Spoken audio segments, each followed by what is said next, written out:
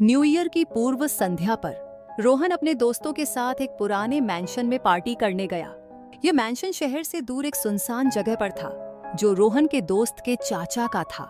Mention के मालिक mister Jain ने उन्हें बताया कि यहाँ पर एक अजीब सी बात होती है। मिडनाइट में घड़ी 13 बजती है। रोहन और उसके दोस्तों ने इस बात पर यकीन नहीं किया, लेकिन मिस्टर जैन ने उन्हें बताया कि यह एक सच्ची बात है। उन्होंने कहा कि उनकी बेटी रिया सालों पहले न्यू ईयर की रात को गायब हो गई थी और तब से यह घड़ी 13 बजती है। रोहन और उसके दोस्तों ने पार्टी शुरू की, लेकिन उन्हें अजीब सी आवाजें सुनाई देने लगी। तभी घड़ी ने मिडनाइट की पहली किरण को चिन्हित किया। 12 बज गए। घड़ी ने 12 बजाए और रोहन के दोस्तों ने खुशी से चीयर्स किया, लेकिन तभी घड़ी की सुइयां थम गई और एक अजीब सी शांति छा गई। फिर अचानक से घड़ी की सुइयां फिर से चलने लगीं और एक और घंटा बजा। तेना रोहन और उसके दोस्तों के होश उड़ गए। वे एक दूसरे को देखकर डरने लगे। तभी मैंशन के अंदर से एक अजीब सी आवाज आई, एक लड़की की आवाज। कौन है वहां? आवाज में डर और अकेलापन था। रोहन ने हिम्मत करके कहा, हम हैं, रोहन और मेरे दोस्त। कौन हो तुम? लड़की की आवाज ने फिर से बोला, मैं रिया हूं, मिस्टर जैन की बेटी। मैं यहाँ फंसी हुई हूँ सालों से। रोहन और उसके दोस्तों के रोंगटे खड़े हो गए। वे रिया की आवाज की ओर बढ़ने लगे, लेकिन मिस्टर जैन ने उन्हें रोक दिया। नहीं, मत जाओ वहां, मिस्टर जैन ने कहा।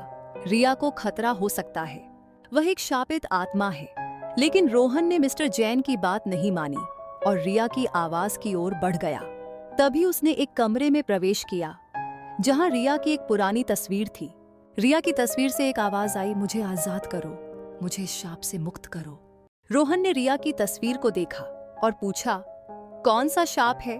तुम्हें किसने शाप दिया? रिया की आवाज ने जवाब दिया, मेरे चाचा ने मुझे शाप दिया था। उन्हें लगा था कि मैं उनके बेटे के लिए उपयुक्त नहीं हूँ। उन्होंने मुझे इस मैंशन में कैद कर दिया और मुझे एक शाप दिया कि मैं यहाँ से कभी नहीं निकल सकती। रोहन को यह बात पता चली कि रिया के चाचा और मिस्टर जैन एक ही व्यक्ति हैं। रोहन ने मिस्टर जैन से सामना किया और कहा, आपने अपनी ही बेटी को शाप दिया? यह कैसे संभव है? मिस्टर जैन ने अपना अपराध स्वीकार किया और रिया को शाप से मुक्त करने के लिए एक तरीका बताया। मिस्टर जैन ने बताया कि रिया को शाप से मुक्त करने के लिए रोहन को मिडनाइट की 13वीं घंटी में एक दिया जलाना होगा और रिया की तस्वीर पर रख देना होगा। रोहन ने ऐसा ही किया। दिए की लौ से रिया की तस्वीर पर एक गर्मजोशी फैल गई और रिया की आवाज ने कहा, मैं आजाद हूँ, धन्यवाद रोहन। तभी रिया की आत्मा उस कमरे से निकलकर स्वतंत्र हो गई। मिस्टर जैन ने अपनी गलती के लिए माफी मांगी और रोहन को धन्यवाद दिया। रोहन और उसके दोस्तों ने खुशी से न्यू ईयर मनाया और रिया की मुक्ति का जश्न मनाया।